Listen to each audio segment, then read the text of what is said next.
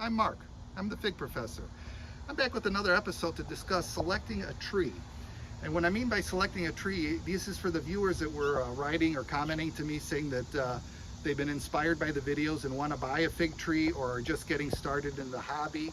So I figured it would be important to share some information for those beginners and first-time buyers looking to get their fig tree.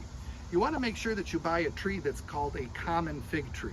That means one that doesn't need a pollinator, that it produces fruit on its own. And there's many varieties to be able to choose from. So you want a fig, again, that will produce on its own. And then the other thing to consider is how long does it take for the variety that you like to ripen? Some figs ripen very quickly. Some is in short as 70 days. Other figs, like the Figo Preto here, which I love, is a very late season ripening variety, and this one takes almost 120 days from the time that the figs form to when they ripen. So make sure you pick a fig that will ripen in time for the climate zone in the region that you're in. We have a shorter season here up north in the Chicagoland area, so unless you give the trees a head start, some of them are not going to ripen in time. But there are many quicker ripening varieties that are easy to care for, especially with beginner growers. Another factor to consider is where you keep your figs. You want a nice, warm, sunny location. So if that means you only have room for 2 trees or 3 trees, it's better to have fewer trees growing in the right condition that are absolutely productive than having a lot of trees that are not tended to properly. Make sure that when you buy your trees that you don't overdo it. You want to make sure that you fertilize them properly, water them, and maintain them, you prune them. So it's better to, again, have fewer trees but well cared for instead of having a lot and they're all shabby and not really performing the way you expect them.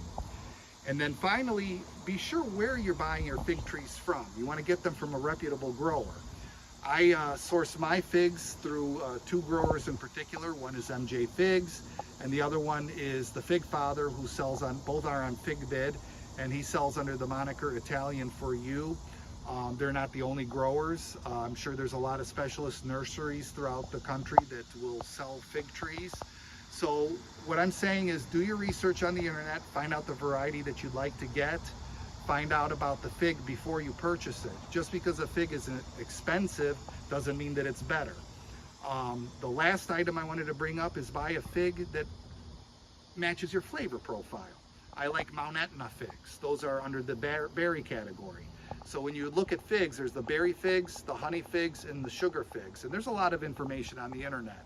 So if there's a particular taste or flavor that you enjoy, that's the kind of fig that you want to purchase. And there's hundreds upon hundreds, if not thousands, of varieties to choose from. And there's so many cultivars that I'm sure there's a taste for everyone.